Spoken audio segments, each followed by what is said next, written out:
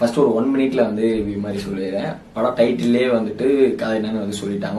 ஒரு உலகப்போர் நடந்தா எப்படி இருக்கும், அதுதான் வந்து main plot of the story.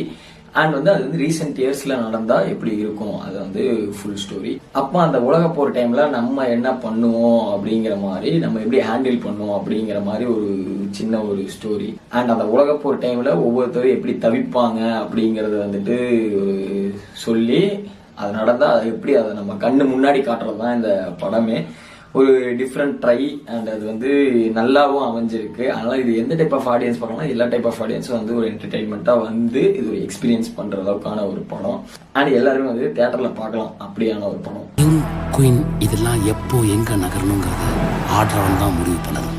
Okay, இப்போ வந்துட்டு ஆக்டிங் வைஸ் பார்த்தோம்னா எல்லாருமே வந்து அவங்கவுங்க கொடுத்த கேரக்டர் வந்து சூப்பரா நடிச்சிருக்காங்க. எல்லா கேரக்டருக்குமே வெயிட்டேஜ் வந்து அப்படி ஒரு வெயிட்டேஜ் இருந்துச்சு படத்துல. அதுல வந்து ஹேண்ட்லிங்